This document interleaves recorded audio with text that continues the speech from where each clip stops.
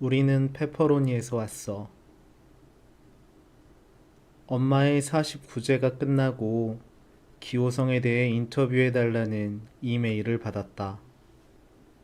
나는 더 이상 엄마가 없는 영종도를 떠나야겠다고 생각하고 옮길 곳을 인터넷으로 찾는 중이었다.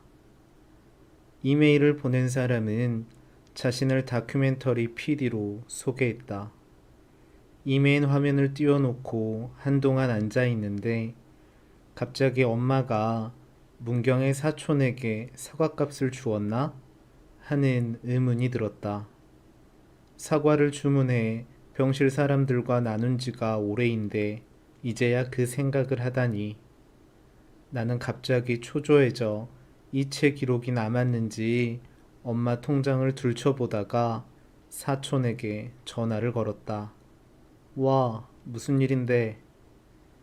졸음이 묻은 사촌의 목소리를 듣고 나서야 지금이 11시. 그쪽 시간표대로라면 모두 깊은 잠에 들었을 시간이라는 생각을 했다. 사과값을 주지 않은 것 같다고 지금이라도 보낼 테니 얼마인지 알려달라고 하자 사촌은 사과? 하고 아직도 아스만 잠결에 잠긴 듯한 목소리로 물었다. 그런데 니는 안 자나? 잠을 못 자나? 사촌은 아마 이모가 지불했을 게 분명하고 안 줬더라도 그 돈이 뭐가 중요하냐고 괜찮다고 했다. 나는 늦은 시각에 전화를 걸었었다는 미안함에다 사촌이 괜찮다고 정확히는 괜찮다고 하는 바람에 감정이 복잡해졌다. 잘 있어. 인사를 겨우 하며 전화를 끊었다. 그래, 문경 한번 온나? 사갖고 다 지기 전에 한번 꼭. 사촌은 어렸을 때 내가 시골에 간 날을 아직도 기억하고 있었다. 사과밭에 흰 무더기꽃에 흥분하며 서울내기 담아내기 사촌이 종일 뛰어다녔다는 이야기였다. 나중에 보니 얼마나 꽃을 올려다봤는지 뒷목에 붉은 줄이 여러 개 잡혀 있었다는. 서울내기 다바내기는 서울 애들의 새침함을 놀리는 말이었다. 그 뒤 무엇을 하든 성인이 되든 마흔이 가깝든 사촌에게 나는 여전히 사과꽃을 올려다보는 애였다. 내게 사촌은 깁스한 엄지손가락을 치켜 올리며 병실에서 웃어 보이는 애였고, 전화를 끊고 나는 이럴 때가 많다고 생각했다. 어쩌면 엄마가 투병을 시작하면서부터 몸에 밴 불안 같은 것이라고. 경계하고 신경을 곤두세우지 않으면 무언가가 엄마를 그냥 삼켜버릴 듯해 긴장했지만 실제로 정신은 그렇지 못해서 나는 일상의 일들을 제대로 해내지 못했다. 어느 날은 지갑도 휴대전화도 없이 엄마와 함께 식당에 갔다가 낭패를 보기도 했다. 백혈구 수치가 떨어지면 항암을 할 수가 없다고, 고기를 먹어야 한다고 병원에서 말해 부랴부랴 고깃집에 간 날이었다. 누군가에게 계좌 이체를 해달라고 부탁하려 해도 외우는 번호가 없었다. 엄마도 항암제가 잘 듣지 않으면서 사람들과 연락을 끊고 있었다. 사촌을 떠올렸지만 엄마가 거기는 지금 한밤중일 텐데 하며 망설였다. 하는 수 없이 엄마를 두고 차로 25분 떨어진 아파트에 나 혼자 다녀왔다. 엄마는 고깃집 창가에서 무료하게 텔레비전을 보며 앉아 있었다. 모자가 뒤로 벗겨지지 않게 간간히 신경을 쓰면서. 나는 엄마가 그런 풍경 속에 혼자 남겨져 있었던데 누구에게인지 모르게 화가 났고 주차를 하고 식당으로 뛰어들어갔다. 엄마는 마치 꿈에서 깨어난 사람처럼 아슴아슴한 눈으로 은경아 하고 내 이름을 불렀다. 병원에서도 나는 매일 실수하는 보호자였다. 언젠가 의사가 날 보며 엄마 정신 차리자 라고 할 정도였다. 결혼도 하지 않고 아이도 없는 나를 왜 엄마라고 부르지? 의아해하다가 내 나이대의 여자는 의사가 대개 그렇게 부른다는 것을 뒤늦게 알아차렸다.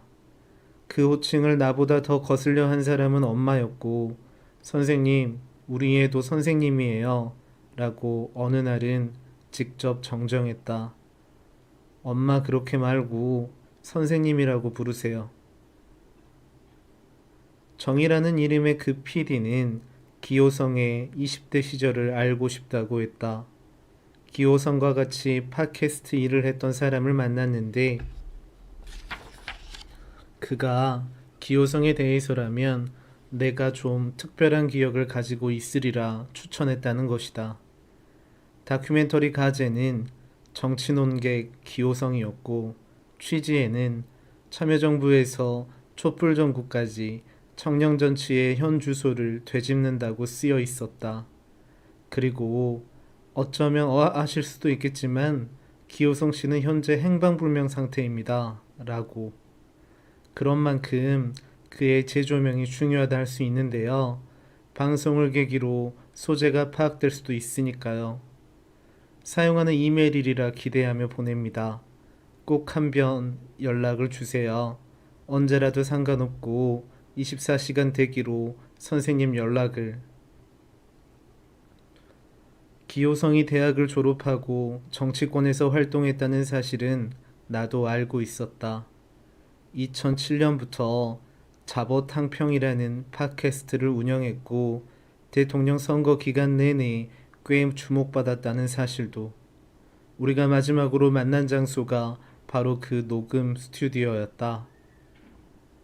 하지만 나는 이메일을 삭제한 다음 휴지통을 비웠고 포털의 지도를 움직여가며 이사갈 집을 다시 찾았다. 옮겨갈 도시는 많았다. 일산이나 김포, 부천, 아니면 의정부 쪽으로도 갈 수 있었다. 새로 구한 기간제 교사 자리는 서울이었지만 어차피 서울 시내까지 1시간 가까이 걸리는 곳에서 지냈던 터라 어디든 상관없었다. 그해 여름 기호성과 나는 한 노 교수의 종택에서 처음 만났다. 정년 퇴임을 하고 명예교수로 있던 그가 그간 자기 문중의 수건사업이었던 족보 정리를 위해 우리를 방학 동안 고용한 것이었다. 나는 한자 2급 자격증을 가지고 있어서 과에서 추천했고 기호성은 교수와 친분이 있었다. 경기도 광주에 있던 그 집은 향토 유적으로 지정될 만큼 유서 깊은 고택이었다. 대문으로 들어가면서 3칸짜리 사랑채가 있고 그 뒤에 대청을 중심으로 기역자 모양을 한 안채가 있었다. 고택에서 건축학적으로 가장 가치가 있는 건물은 사랑채라고 했다. 수제 기와를 층층이 올려 위엄을 뽐냈고 마당 쪽으로 뻗어나온 방에는 한옥에서는 보기 드문 격자무늬 유리창들이 달려 있었다. 일제시대의 흔적이었다. 처음 고택에 도착했을 때 가장 눈에 들어온 것도 그 화려한 사랑채였다. 그곳 툇마루에서 한 여자애가 마루 아래를 골똘히 내려다보고 있었다. 교수의 큰 손녀인 강선이었다. 이어서 기호성이 도착했고 우리는 안채에 짐을 푼 뒤 저녁을 먹었다.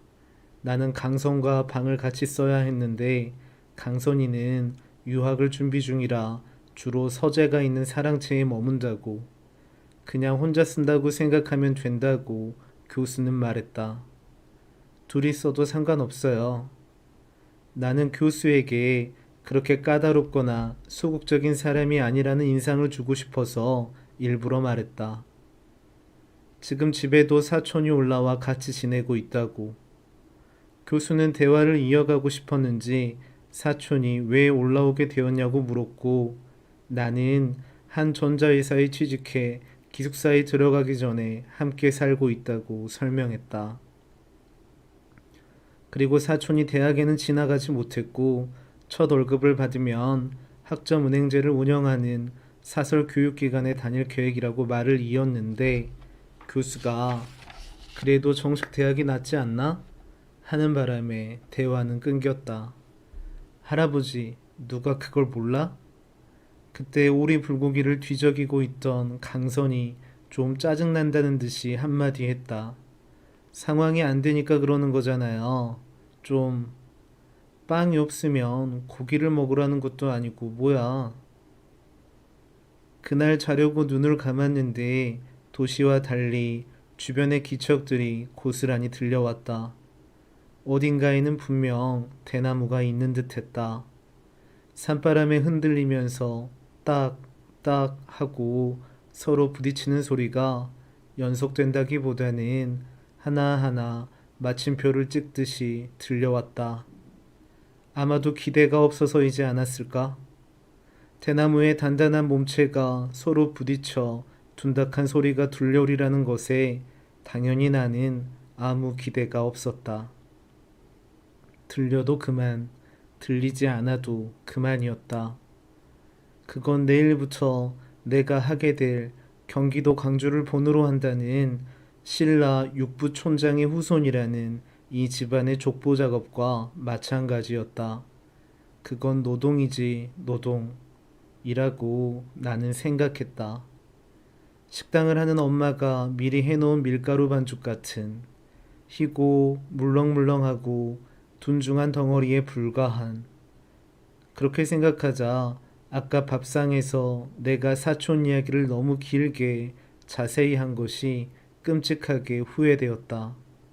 가장 신경 쓰였던 건 교수나 기호성이 아니라 강선이었다. 그 애는 붉은색 머리띠로 앞머리를 완전히 넘기고 습관인지 새끼손가락을 약간 들어올려 젓가락을 허술하게 잡은 채 반찬을 뒤적거리고 있었다.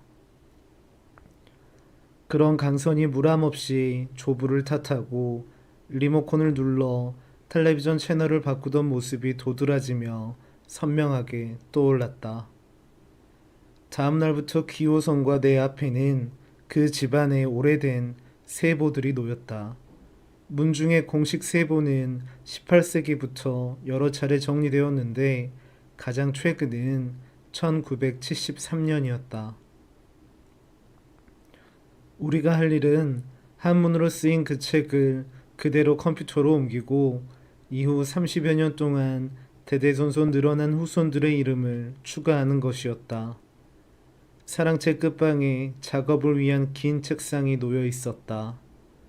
기호성과 나는 처음 며칠 동안은 별말 없이 각자 할 일을 했다.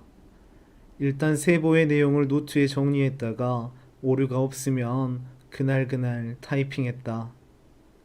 기호성은 뭔가 대화의 물꼬를 튀어보려고 몇몇 과 선배들에 대한 이야기를 꺼냈지만 내가 내 학번부터 학부제로 바뀌어서 잘 모르겠다고 하자 아 하며 고개를 끄덕였다. 그렇다면 정말 모르겠네요. 식사 시간이 되면 교수의 사모가 안채로 우리를 불렀다. 사모는 개성 출신이라서 그쪽 요리도 해주었는데 항상 꿩을 아쉬워했다.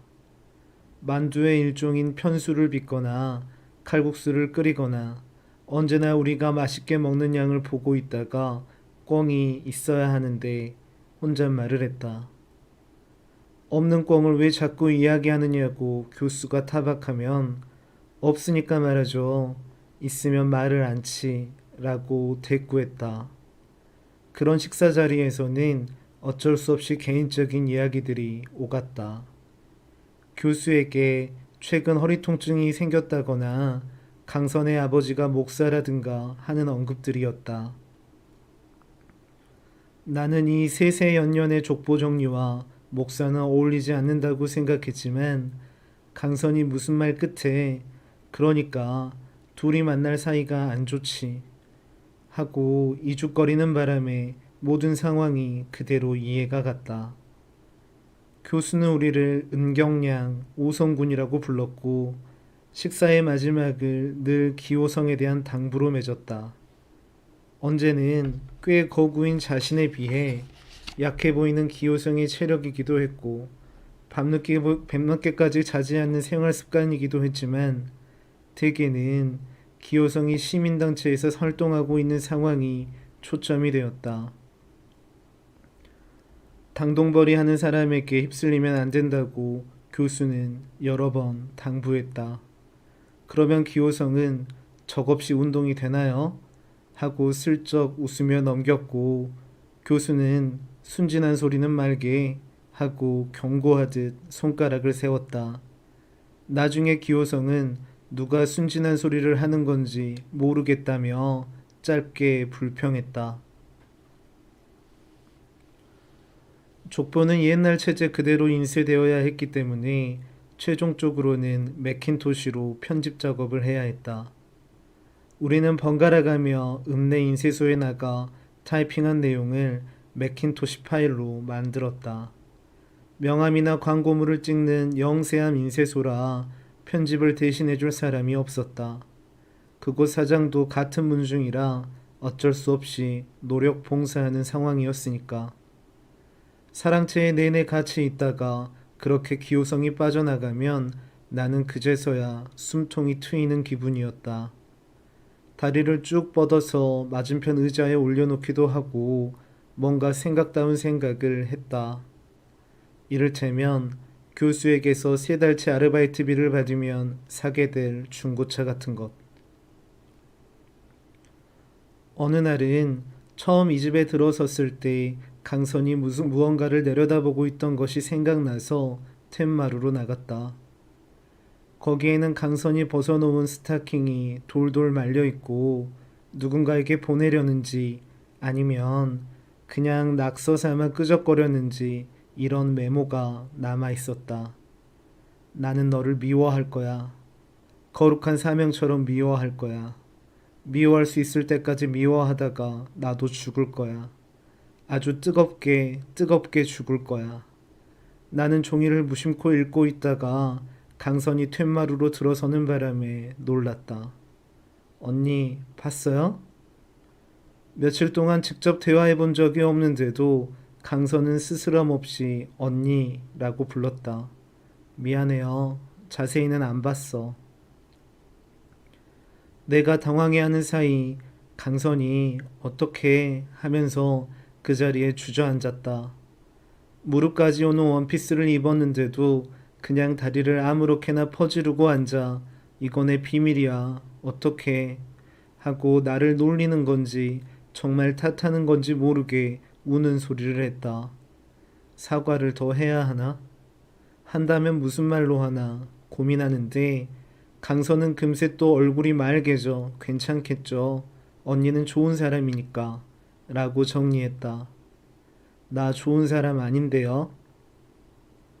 나는 내가 이 말을 왜 하나 싶으면서도 중얼거렸다. 그러면서 며칠 동안 강선의 행동을 지켜보며 느꼈던 거북함의 정체를 찾았다고 생각했다. 그건 마치 어린애처럼 함부로 말하고 조심성 없이 행동한다는 점이었다. 대청 어딘가에 대자로 누워 우리가 지나가는데도 비킬 생각이 없다든가, 화가 나면 조부모에게 소리를 지르며 대든다든가, 식탁에 비스듬히 몸을 기대고 우리가 먹는 양을 구경하고 있다가 기호성이 강선 씨는 왜 식사 안 해요? 하면 할머니 요리가 지겨워서요. 하는 모든 행동이 내게는 일종의 과시처럼 느껴졌다. 누구를 만나든 본관부터 따지고 지연과 확연을 전방위로 확인하는 노교수보다 문중이를 은원하러 올 때마다 세보를 여학생이 정리한다는 사실을 못내 마땅치 않아 하는 집성촌 노인들보다 더 강력한 위력자처럼 느껴졌다. 좋은 사람 맞아요. 강선은 내 마음에 일렁이는 거북함을 아는지 모르는지 천진하게 말했다. 어떻게 아느냐고 하자 강선은 뭔가 토라진 사람처럼 어깨를 한편으로 돌리더니 얼굴에 쓰여 있어 라고 답했다. 그날 밤 잠이 오지 않아 뒤척거리다가 나는 기호성을 어디서 봤는지 생각해냈다. 지난 학기의 고전 문학 시간이었다. 새로 부임한 젊은 여자 교수가 하는 강의였다. 그날 우리는 박지원의 짧은 산문을 읽었다. 서화담이 출타했다가 집을 잃어버리고 길가에서 우는 사람을 만났다. 저는 5살 때에 시력을 잃고 지금 20여 년이나 되었습니다. 그런데 오늘 아침 밖으로 나오니 호련히 천지 만물이 맑고 밝게 보여 기뻤지만 길이 여러 갈래요. 대문들이 어슷비슷 같아 보여서 집으로 갈 수가 없어 웁니다. 그러자 선생께서 말씀하셨다. 그러면 도로 눈을 감고 가거라. 너의 집에 갈 수가 있을 것이다. 학생 중 하나는 이 글이 마음에 들지 않는다고 말한다. 계명이란 새로운 것에 눈을 뜨고 전기를 맞았다는 이야기인데 도로 눈을 감으라는 것은 본래의 비참으로 돌아가라는 말처럼 들린다. 그렇게 말하는 사람이 바로 나다. 선생은 이 글이 비유하고 있는 상황을 그렇게 단순하게 해석해서는 안 된다고 말한다. 나는 믿지 않는다. 뒤이어 지목된 사람은 기호성이었고 그는 본래 지녔던 마음의 눈으로 돌아가 진리를 찾으라는 뜻 같다고 말했다. 미혹에 휘둘려 판단하지 않고 스스로의 마음으로 보는 세상. 선생은 그렇지. 라고 동의한다. 그 반응에 자신을 얻은 그는 그렇게 해서 나임과 너임, 궁극적으로는 우리임을 찾아야 한다고 말한다. 나는 그 전개와 확장이 나쁘지 않은데 교수는 우리임은 빼고 라고 자른다. 그런 건 없으니까. 기호성은 무슨 말인가 더 할 듯하다 말고 대화는 거기서 종료되었다. 한 주를 보내고 금요일이 되면 기호성과 나는 집에 가기 위해 고택을 빠져나왔다. 조용한 시골 마을에 있다가 이렇게 도시로 오면 긴장이 풀리면서 명랑해졌다. 그리고 비로소 교수 가문의 학렬이니 자손의 순이 하는 것과는 다른 우리 이야기를 했다. 경차가 아니라 못돼도 소형차를 사야 한다고 충고한 사람도 그였다. 그렇게 해서 각자 시외버스를 타기 전 모란시장을 걸었던 풍경이 그 여름 우리를 온전히 보여준다고 생각한다. 거기에는 따지고 보면 이미 다 죽어버린 사람들의 이름을 옮겨 쓰고 확인해야 하는 반복된 노동도 없고 교수의 가족들과 우리 사이에 음식 냄새처럼 은은하게 번지던 위화감도 없었다. 거기에는 살아있는 개를 팔거나 슬프게는 죽은 개들을 파는 매매의 현장성, 자결하는 여름볕에 붉게 익은 상인들과 덜덜거리며 돌아가는 대형 선풍기 바람에 흔들리는 파리 끈끈이나 비닐봉지 같은 것들이 있을 뿐이었다. 그리고 기호성과 내가 우리는 헤어지기 전에 같이 뭔가를 사러 가기도 하고 노포에서 칼만두 같은 분식을 먹기도 했다. 그러다가 우리는 더 맛이 나려면 꿩이 있어야 하는데 하는 농담을 주고받았다. 꿩으로도 안 돼요. 나는 숟가락으로 만두를 터뜨리면서 답했다. 안 되나? 안 되지. 꿩이 아니라 꿩하레비가 와도 이런 맛은 구제가 안 돼. 꿩하레비는 또 뭐예요? 기호성이 크게 웃었고 그제서야 나는 기호성이 웃을 때면 양뺨에 굵은 주름이 진다는 걸 알았다. 꿩하레비가 뭐긴요. 기껏해야 꿩이지. 그러고 다시 거리로 나와 우리는 와글와글한 인파와 소음 속에 합류했다. 삶의 뭉근한 긴장 속으로 그것은 확실히 발생이라는 말이 어울리는 날이었다.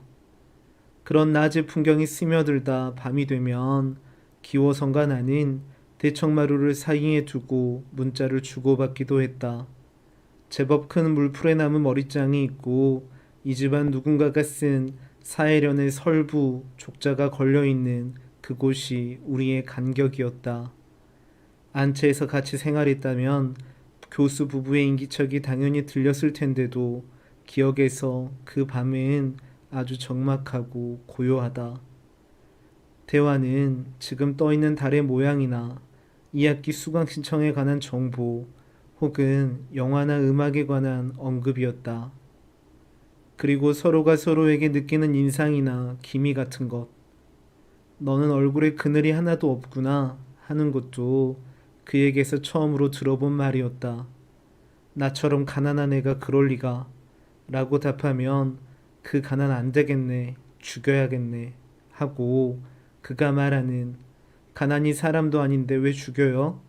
웃긴다 하면 가난이 사람을 죽이니까 그 반대도 당연히 가능하지 했던.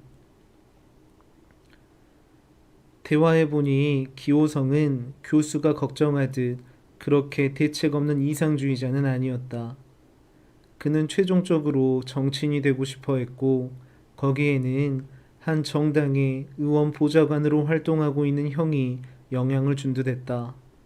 금요일이 3번 지났을 즈음 그는 이라크에 갈 계획을 하고 있다고 이야기했다. 이미 단체 사람들이 전쟁 존으로 그곳에서 활동하고 있다고. 그 이야기를 들으며 나는 내가 사게 될 중고차와 그가 간다는 바그다드를 번갈아 떠올렸다. 노 교수에게서 받은 돈으로 우리가 이루게 될 미래의 어느 날들에 대해 아무리 생각해도 그 둘은 공통점이 없게 느껴졌고 결국 시간이 지나도 함께 묶일 수 없을 듯 했다. 하지만 그 뒤에도 우리가 모란시장을 걷는 시간은 조금씩 길어졌고 나는 푸성귀며 고기며 생선과 화초가 뒤섞여 있는 시장 어딘가에서 자주 웃었고 사랑이 발생했다고 생각했다. 이메일을 받은 다음 날 김포로 집을 알아보기로 하고 공항고속도로를 탔다. 그리고 썰물이 다 빠진 바다 위를 달리다 충동 쪽으로 북인천 나들목을 지나 광주로 향했다. 나쁜 기분에서 그랬던 것은 아니다. 광주의 고택을 한번 보고 싶었고 더 정확히는 볼 수 있을 것 같았다. 갓길에 잠시 서서 광주, 종택, 대나무숲, 경안천을 인터넷으로 검색했다. 그곳으로 짐작되는 사진 몇 장과 주소를 얻었다. 2시간 가까이 달리자 낯익은 도로 표지판들이 눈에 들어왔다. 그렇게 아는 풍경을 발견할 때마다 나도 모르게 짧게 감탄했는데 무엇에 대한 반응인지는 알 수 없었다. 시간이 지나 어떤 마음들은 닳아버렸는지도 몰랐다. 그때 강선이 메모에 휘갈기듯 적었던 말들 같이 사명처럼 들끓다가 사라지고 말았는지도. 그래도 여름의 기억을 가장 정확히 되살린 것은 북한간 지류의 하천이었다. 나는 차를 세우고 하천을 건너보다가 내렸다. 오래 운전해서인지 발목이 시큰거렸고 예상치 못한 그 통증이 내가 그곳을 다시 걷는다는 실감을 주었다. 8월이 되자 우리 3사람은 여기로 자주 나와 더위를 식혔다. 고택에는 에어컨이 아예 없었다. 팔당으로 이어지는 천은 너무 느리게 흘러서 어떨 때는 멈춘 듯 보였는데 댐 때문이었다. 노인들이 대부분인 그 마을에서 천변을 향해 걷는 우리는 꽤 돌출적인 존재들이었다. 걸음이 빨랐고 소리가 높았고 표정이 다채로웠고 완전히 제어되지 않는 에너지가 있었다. 무슨 말이 오가든 반응이 컸고 나보다 좀 더 거침없었던 강선인 자주 논두렁이나 둑길에 멈춰선 채 미쳤어 하고 자지러지곤 했다. 와, 우리 정말 미쳤다. 어느 저녁 우리는 맥주를 가지고 천변으로 나갔다. 읍내에 나간 기호성이 포장해온 피자를 들고 교수는 마을 노인들이 안 좋게 본다며 담배는 물론이고 술도 못하게 했다. 순식간에 맥주와 피자를 먹어치운 우리는 좀 느긋하게 앉아서 큰 고니들이 내려앉은 하천을 바라보았다. 여름에 왜 고니가 있지? 그러게요. 겨울 철새 아닌가? 기호성의 말에 내가 동의하는 동안 강선은 말이 없었다. 그래, 넌 어디서 왔니? 기호성이 그렇게 말하며 물수제비를 떴고 조약돌은 얼마 가지 않아 잠겨버렸다. 페퍼로니에서 왔어. 강선이 피자 박스를 구겨 접으며 말했다. 그러자 우리는 웃었는데 강선이 웃을 일이 아니라 자기는 한국에 돌아와 애들이 자꾸 그렇게 물어서 그런 대답을 했다고 했다. 페퍼로니 피자는 강선이 제일 좋아하는 음식이었다. 해가 지면서 새들은 점점 더 흐릿해졌다. 그들의 두 발 아래로 물이 조금씩이라도 흐르지 않았다면, 그렇게 해서 시간의 전진을 알게 하지 않았다면 우리는 꿈을 꾸고 있다고 여겼을지도 몰랐다. 다시 별로 중요하지 않은 화제로 몇 마디 나누고 각자 생각에 잠겼는데 강선이 나란히 앉아있는 나와 기호성 편으로 고개를 돌리더니 마치 혼잣말처럼 눈빛 좀 봐 라고 중얼거렸다. 언니를 보는 기오빠 눈빛에 사랑이 가득해. 이상한 것은 그 말을 한 뒤 강선의 표정이었다. 강선은 약간 이마를 찡그린 것 이외에는 아무런 감정의 표현 없이 메마른 얼굴이었다. 마치 저기 밭에서 누가 쓰레기를 태우나 봐 라든가 이 우산은 버려진 건가? 할 때처럼. 그러니까 누군가의 연애 감정을 눈치챈 사람들이라면 의뢰에 내비치게 되는 멋쩍음이나 장난기 없이 아주 잠깐의 자기인식이 표현된 이후에는 문이 닫히듯 냉랭하게 무심해지는. 그날 고택으로 돌아가 잠에 드는데 문 앞에 발을 밀며 밤바람이 불었고 대나무 소리가 들렸다. 사랑이 가득해, 가득해, 사랑이 가득해. 그렇게 강선이 텅 빈 얼굴로 말한 건 전혀 기대하지 않은 일이 일어났기 때문일지도 모른다고 그때 나는 생각했다.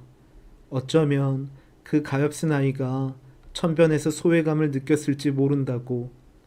강선은 어린 시절을 미국에서 보내고 중학생 때 한국으로 돌아왔지만 끝내 학교에 적응하지 못했다고 했다. 어느 날 사모가 흘린 말이었다. 지금 2년째 유학을 준비하는 것도 대학이 아니라 고등학교라고. 그날 이후 강선에게 더 잘해주고 싶었지만 기회가 없었다. 강선이 SSAT 모의 시험을 본다며 서울로 갔고 그 애가 돌아왔을 때는 사촌에게 일이 생겨 내가 집에 가 있어야 했다. 엄지손가락이 위험하게 갈리는 사고를 당한 것이었다. 4시간 넘는 접합수술을 받는 동안 이모가 자꾸 울면서 남들 다 가는 대학을 보내지 못해 이런 일이 생겼다고 한탄했다. 그러며 엄마가 따라서 울고 대기실은 어둑하게 불행해졌는데 정작 수술실에서 나온 사촌은 씩씩했다. 영화 고마 찍어라 하는 말로 슬픔에 잠긴 이모를 위로했다. 그리고 어른들이 다 가고 나면 그제야 두렵고 걱정되는 얼굴로 산재처리 똑바로 해주겠지? 수습이라고 안 해주는 거 아니겠지? 하고 내게 물었다. 요즘 같은 세상에 그럴 리가 있겠냐고. 정말 그러면 조져야지 하고 내가 말하자 사촌은 맞아 월드컵 4강도 가는 나라가 그럴 리가 없지 하며 농담하며 희미하게 웃었다. 회사에서 과장이 나와 산재 처리는 물론 이번 기간이 수습 기간으로 인정된다고 안심시키자 병실 분위기는 나아졌다. 사촌은 깁스를 해서 뚱뚱해진 엄지손가락을 치켜 올리며 내가 큰 따봉 날릴게 알바 잘하고 온나 하고 고택으로 가는 나를 배웅했다. 예상치 못한 눈물이 터진 건 시외버스 아니었다. 병원을 나올 때만 해도 다행이고 잘 되었다 여기며 버스에 올랐는데 어깨가 후두둑 떨리도록 외롭고 슬퍼졌다.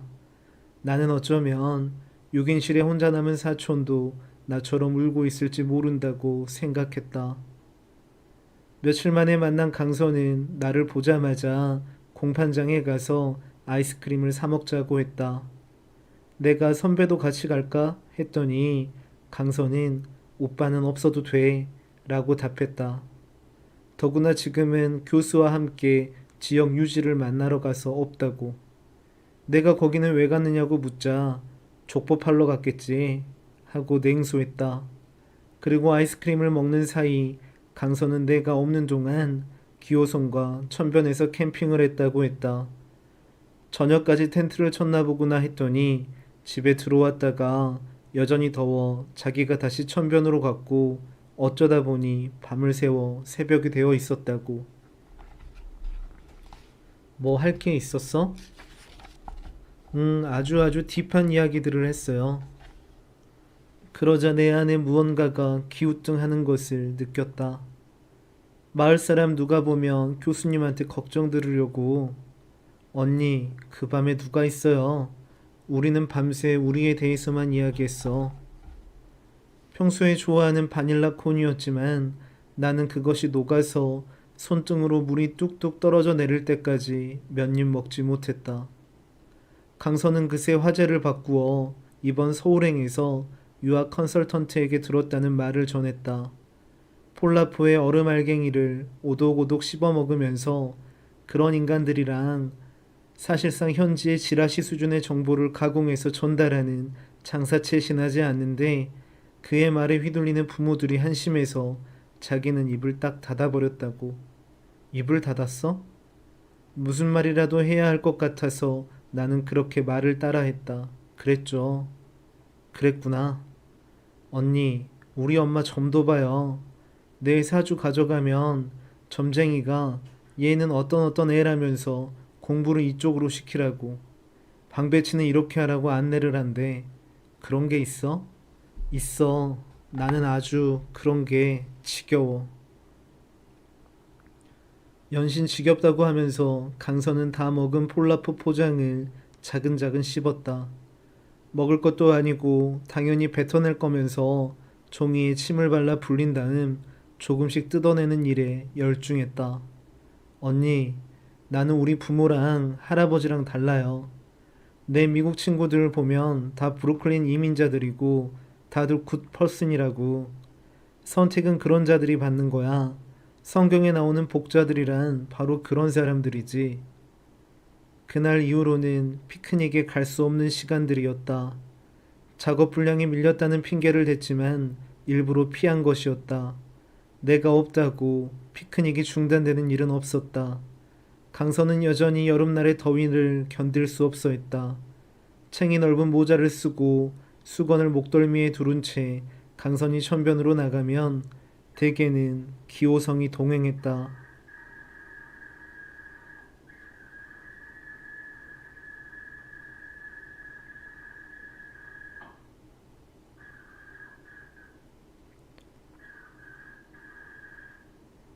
안, 안 되면 자기가 해줄 테니 나가자고.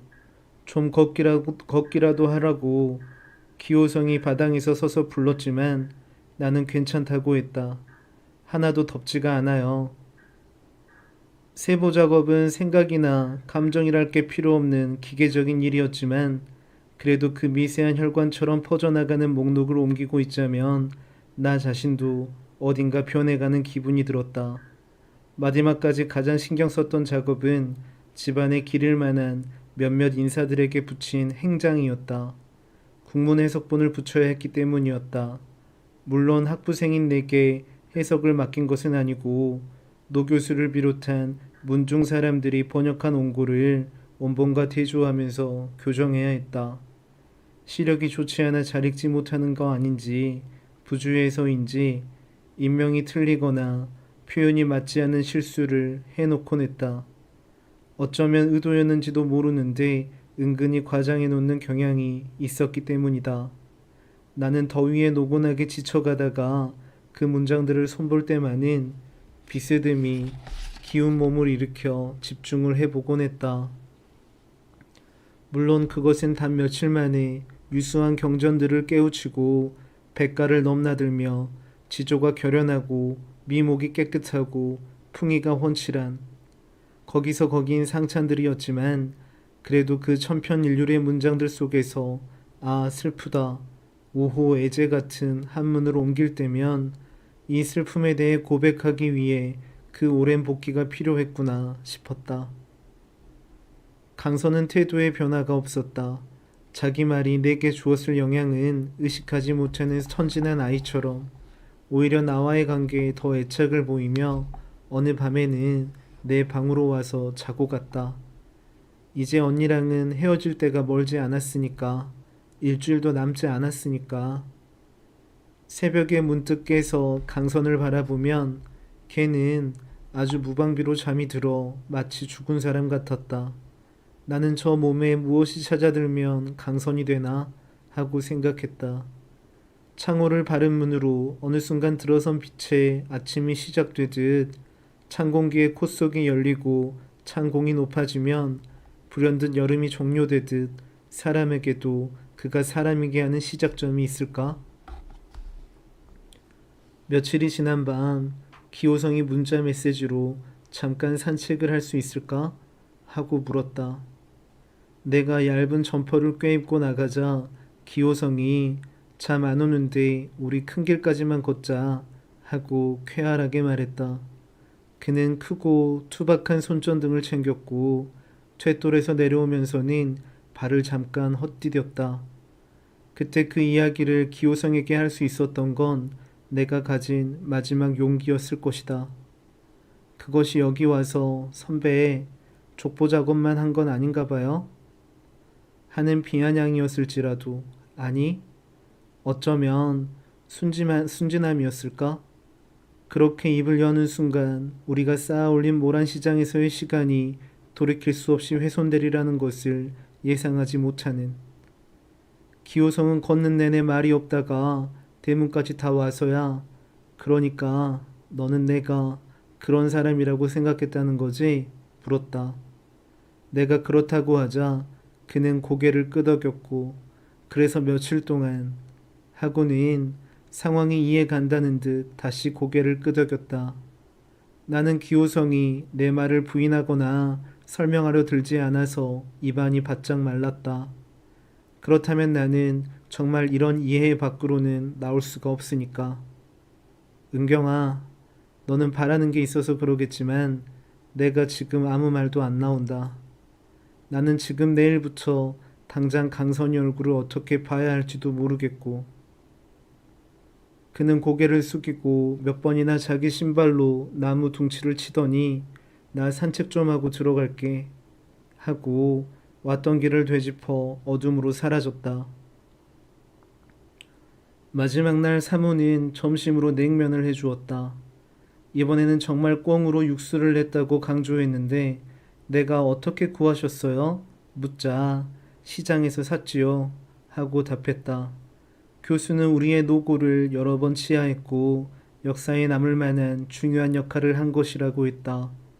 그러니 장래가 창창하게 복을 받을 거라고. 기호성이 짐 정리를 다 못했다며 다음 버스를 같이 타자고 했지만 혼자 광주를 빠져나왔다. 그는 내 얼굴을 보지 않고 잘 가 라고 했고 나도 비스듬히 시선을 비켜 이라크 잘 다녀와요 라고 했다.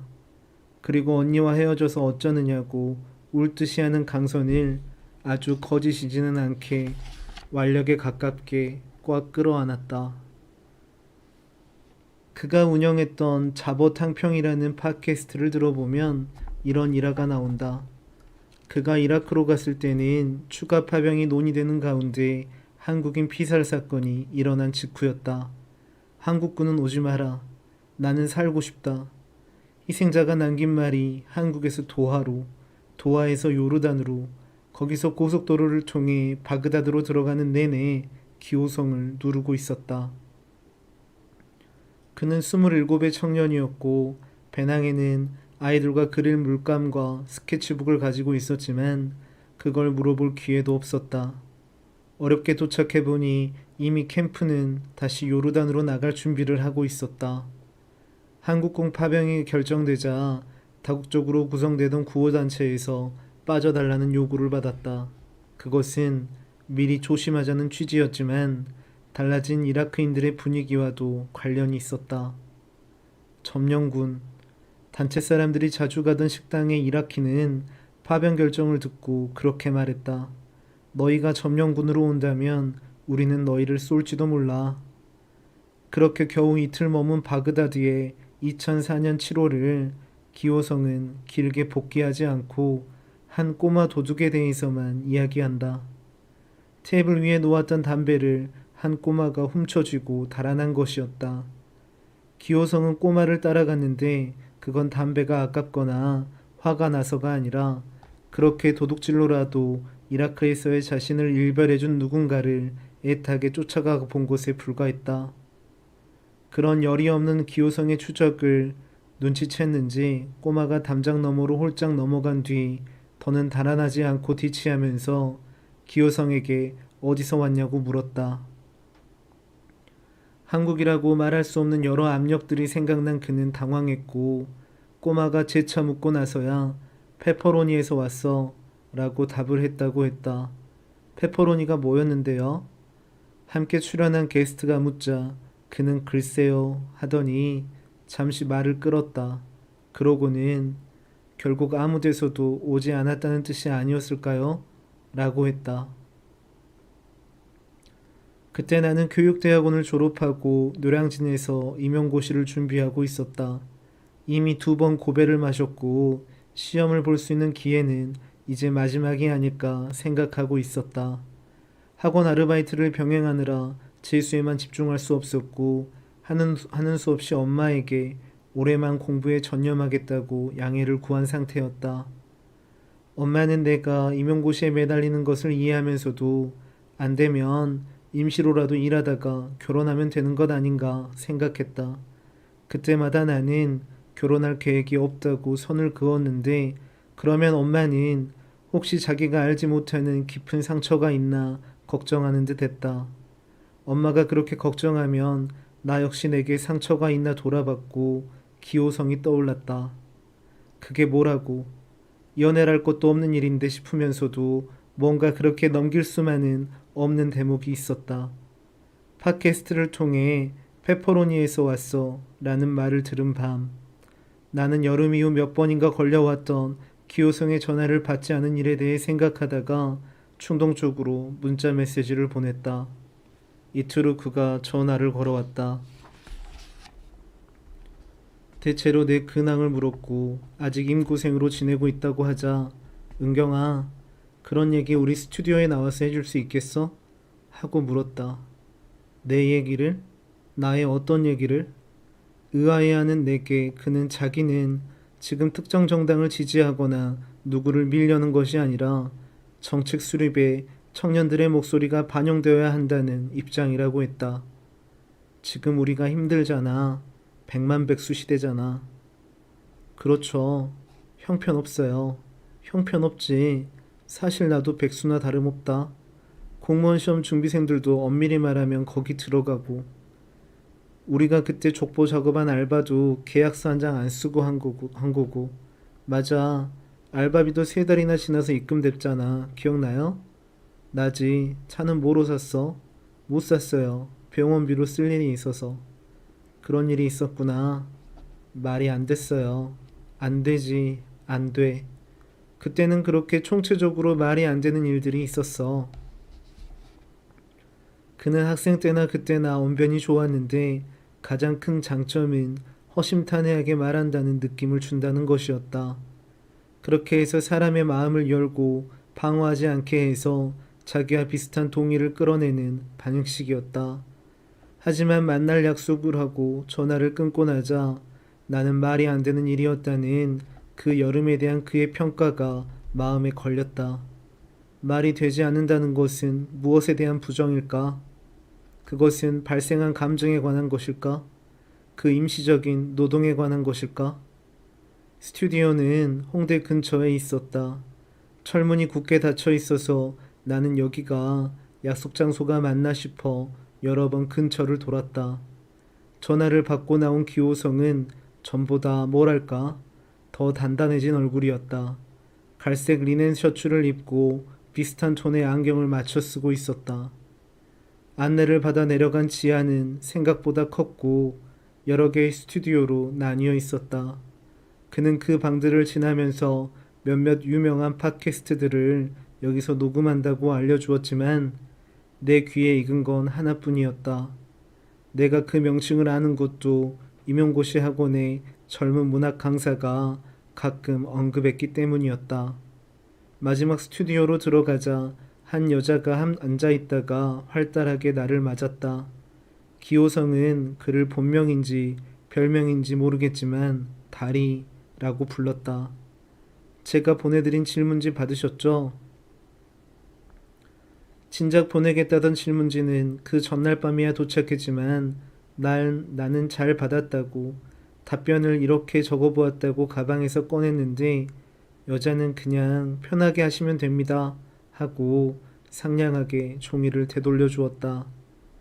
그리고 기어성과 내가 몇 년간의 공백을 불식할 몇 마디 말조차 제대로 하지 않고 스튜디오로 들어갔을 때 과연 나는 이런 재회가 괜찮은가 생각했다.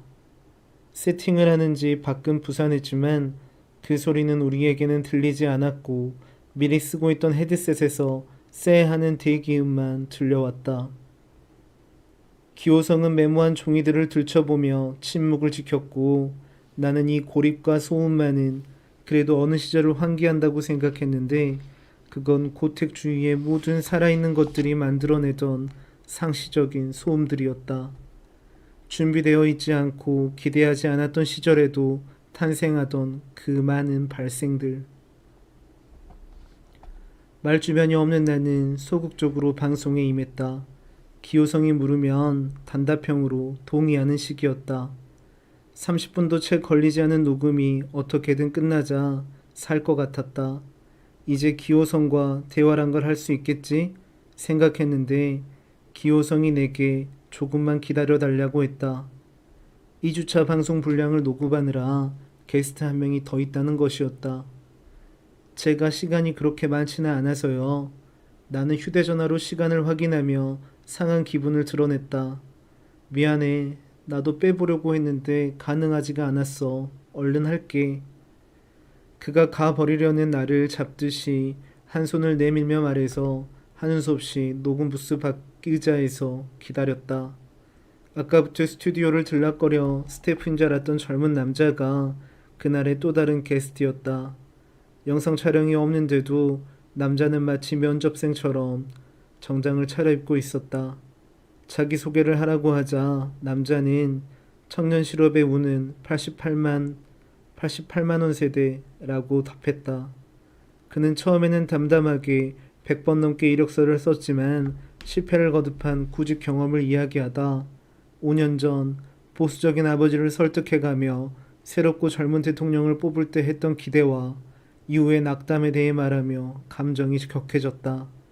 울먹이기 시작했고 이윽고 눈물을 터뜨렸다. 인터뷰의 가장 중요한 내용은 말이 아니라 그 눈물인 것 같았다. 나중에 팟캐스트를 확인했을 때 나는 우는 상황이 편집되지 않았고 그대로 올라와 있는데 놀랐다. 내 말들은 쓸만한 것이 없었는지 임용고시 학원들이 현금 결제를 유도한다는 얘기만 길게 남아 있었다. 나는 팟캐스트에서 남자의 울음, 억울함과 분노, 절망으로 깎여나가는 말들을 길게 들었다. 엄마가 누군데 이렇게 우니? 하며 방문을 잠깐 열어보았다가 진짜인 줄 알았네 하고 다시 닫을 때까지. 청년의 눈물을 당시 야당에서 홍보하고 나서면서 기호성의 팟캐스트는 화제의 중심에 섰다.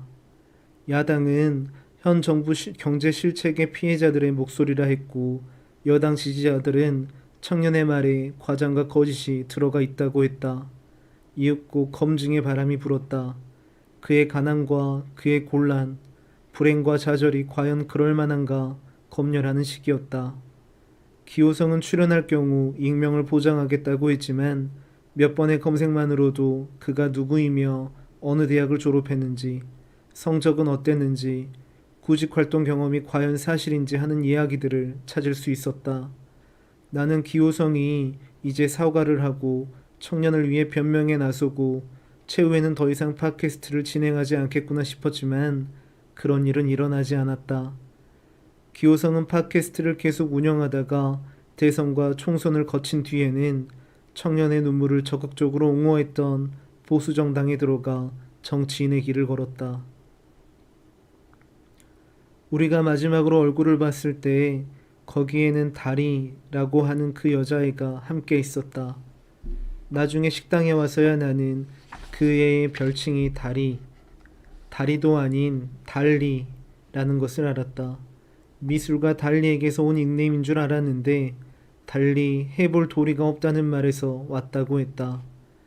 고깃집에 앉아있는 동안 달리는 기호성이 말할 때마다 주로 유행어로 답하곤 했다. 삼겹살 아니죠. 항정살 맞습니다. 하는 식이었다.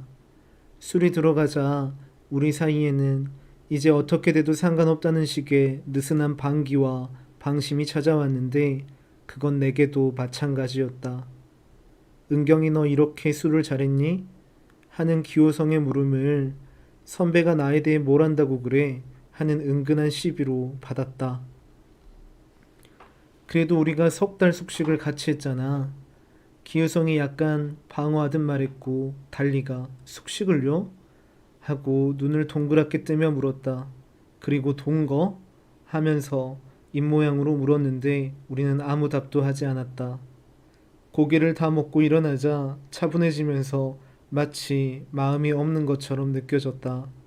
앞으로 기호성에 대해서는 생각하지 않을 듯 했고 그 시절을 망가뜨린 것이 내가 아닐까 하는 죄책감과 혹시 경솔했을지 모른다는 자책에서도 벗어날 수 있을 것 같았다. 그래도 궁금한 점은 남았고 그건 강선에 강한 것이었다. 기호성은 자기도 세보 출판을 기념하는 행사에서 마지막으로 봤을 뿐이라고 했다. 우리가 그 일을 마치고 1년이나 지나서였는데 강선은 곧 댁에 여전히 머물고 있었다고. 미국으로 가지 않았어요? 가지 않은 것 같았어. 그랬구나. 내가 고개를 끄덕이자 기호성은 어딘가 좀 불안한 애였어 라고 말했다. 나는 불안하고는 잡고 있던 담배를 손가락으로 쳐서 쟤를 떨궜는데 그런 기호성의 평가에 동의하고 싶은 마음은 들지 않았다. 하지만 페퍼로니에서 왔다는 강선의 말로 시작된 그 여름에서 오늘까지의 동선을 희미하게 그려보고 있었다. 나는 그냥 강선이 누구를 기다리는 사람 같던데?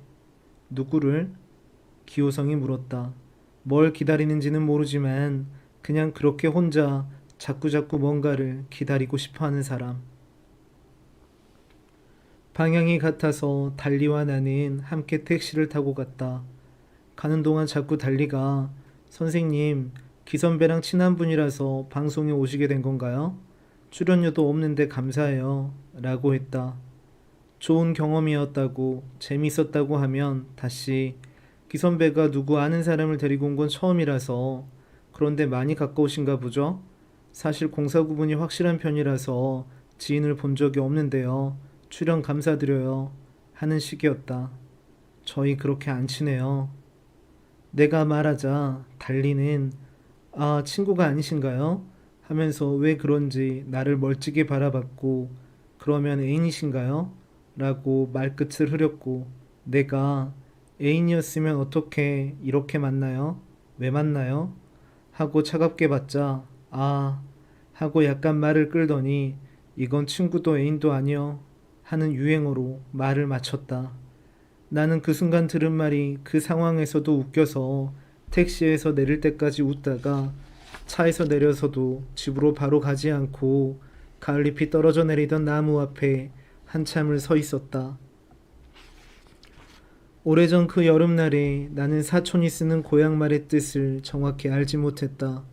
예를 들어 엉기라는 단어가 그랬다. 그것은 진절이라는 뜻의 경북지역 말이었는데 나는 한동안 의지나 악착 같음으로 오해하고 있었다. 그래서 사촌이 엉기가 난다며 대도시 사람들이 지니는 어떤 면을 거북해하는 말이 에너제틱하다거나 열정이 있다는 뜻으로 와전되곤 했다.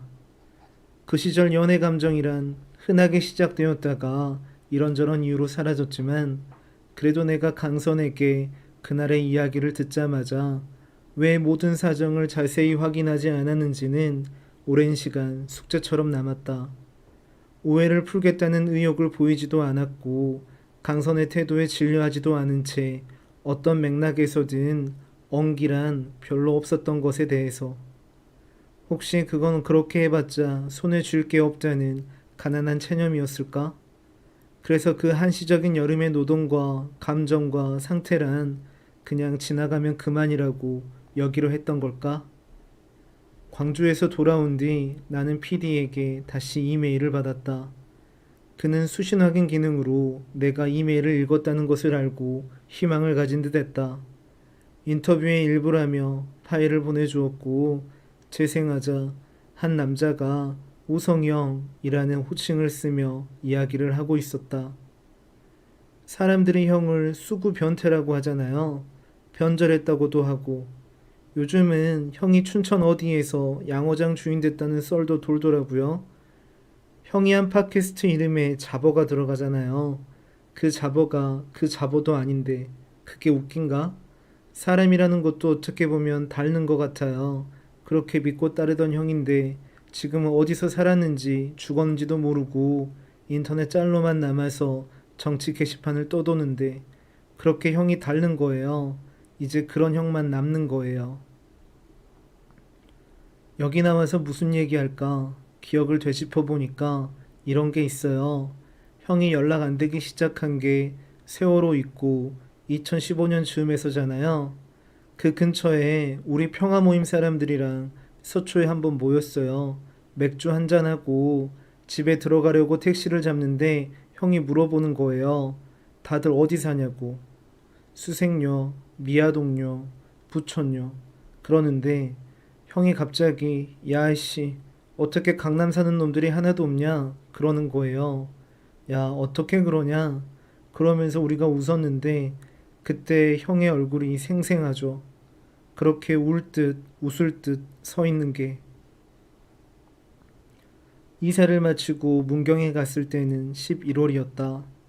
문경에 왔으면 안 들를 수가 없다며 사촌은 나를 끌고 등산을 갔지만 거기에는 이미 고속버스에 실려온 어마어마한 등산객들이 있었다. 한 사극 드라마의 촬영지였다는 세트장을 돌며 어색하게 사진을 찍다가 아무리 운동을 싫어해도 옛날 과거길이었다는 문경세제를 그냥 지나칠 수 있냐며 우리는 도립공원으로 들어갔다. 니도 옛날로 치면 과거 보러 안 갔겠나? 무슨 과거를 보니 임고도 떨어지는 내가. 어마, 자기를 너무 낮추어선 안 돼. 우리 형님이 아직 얘기한다. 우리 결혼식 날 부주개에서 한차 척척 읽던 사돈 아가씨 잘 있냐고. 사촌의 결혼식 날 부주개에 앉을 사람이 나밖에 없었다는 건 우리 가게의 내력 같은 것을 보여주는지도 몰랐다. 거기에는 양복 정장을 입고 앉아 있을 남자들이 별로 없었고 한자로 이름을 적어내는 하객의 축의금 봉투를 읽을 사람도 없었다. 없다고 생각하면 그것만 없지 않았다. 사촌의 업무가 애초에 지시된 것과 달랐다는 이유로 재해보상금이 오랫동안 미지급 상태인 것을 두고 나서서 싸워줄 부모가 우리에게는 없었고 그 긴 공방 동안 융통할 만한 돈도 충분하지 않았다. 내가 고택에서 받은 돈은 그렇게 해서 중고차가 아니라 사촌에게로 흘러들어가야 했다. 그러는 동안 여러 번 괜찮다라고 말했지만 정말 괜찮은 적은 사실상 없다는 것. 어디에서 왔는지도 알 수 없고 어디로 가야 할지도 모르겠어서 울고 싶은 기분으로 그 시절을 통과했다는 것. 그렇게 좌절을 좌절로 이야기할 수 있고 더 이상 부인하게 되지 않는 것이 우리에게는 성장이었다. 사촌의 바람과 달리 나는 그 선비의 길을 충분히 걷지 못했다. 고속버스 기사가 전화를 걸어 우리 차를 빼달라고 했기 때문이다. 차는 분명히 정해진 주차라인 안에 두었고 불법을 한 것도 아니었는데 고속버스 기사는 자기 차가 길어서 뺄 수가 없다고 다른 차는 연락을 받지 않아 정말 곤란하다고 사정을 했다. 하는 수 없이 우리는 얼마 걷지 못한 산길을 되돌아 주차장으로 갔는지 어떻게 뺐는지 고속버스는 이미 가버린 뒤였다. 화가 난 사촌이 기사에게 전화를 걸었지만 그쪽에서는 이미 원하는 바를 이루었으니까 전화를 받지 않았다. 요즘은 이런 세상이라고 아주 언기가 난다고 사촌은 화를 내다 가다가 사고나 나라 하고 불쑥 말했고 거디어 우리는 그 말이 연상시키는 비극에 대해 생각하면서 아니다, 취소다, 취소 하고 손을 저었다. 사촌은 기억하고 나는 알지 못하는 어린 시절의 그날 이후로 나는 사과밭을 봐도 사실 별다른 감흥이 일지 않았다. 시간이 지나면 꽃의 시절이 있었는지도 기억나지 않을 온전히 열매를 위해서 존재하는 풍경일 뿐이었다. 사촌의 농장에서는 적당히 꽃을 따서 사과가 잘 열리게 해야 했다. 그러니 자기가 제거하기 전에 내려와서 보라고 재촉한 것이었다. 너는 지금 슬픔에 잠겨 있으니까. 무뚝뚝해서 살가운 말을 좀처럼 하지 않는 사촌이 그렇게까지 말하고 한참이 지나서야 나는 사과밭에 섰다. 꽃은 없었고 머무는 날 중 아주 추운 날에는 가지 끝에 서리가 내려앉았다. 어느 밤 그렇게 흰 가지를 보고 있는데 바람이 불었고 어딘가에서 누가 종이 같은 것을 태웠고 한동안 잊고 있었던 소리들이 연상되었다. 기대와 상관없이 발생하고 의식이 수면 아래로 가라앉으면 저절로 소멸했다가 다시금 떠오르던 어떤 것들이 그렇게 해서 복귀한 밤의 소리는 엄마의 투병으로 한동안 나를 쥐고 있던 죽음의 세계와는 전혀 다른 것이었다. 슬프게도 그것이 사실이었다. 나는 연속적으로 환기되는 오래전 여름들에 대해 생각하다가 휴대전화를 열어 최영경입니다 라고 문자 메시지를 보냈다. 그리고 할 수 있는 말과 하고 싶은 말 가운데 문장을 고르다 하고 싶은 말이 있습니다 라고 적어 보냈다.